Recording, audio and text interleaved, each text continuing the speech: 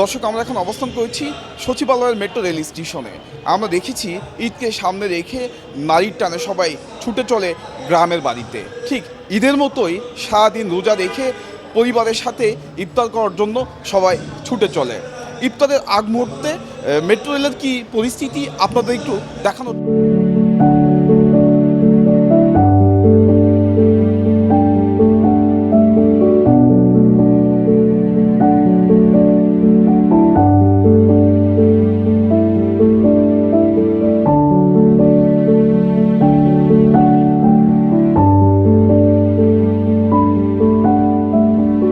Jam ছিল, কারণ কোনো একটা কারণে নাকি 20 মিনিট অফ ছিল এখানে, যে কারণে জ্যাম ছিল। তাছাড়া মোটামুটি সহনীয় পর্যায়ে। 3:30টার দিকে তো অফিস ছুটি হয় সাধারণত, 5টা পর্যন্ত জ্যাম এরকম থাকে, 5টার পরে যে একটু স্বাভাবিক হয়ে যায়। গতদিন এবং আজকে বিশেষ করে একটু বেশি মারাত্মক সমস্যা হচ্ছে, জনসাধারণের যথেষ্ট সমস্যা হচ্ছে। ট্রেন বাড়ানো উচিত আমাদের কাছে মনে হচ্ছে আর কি।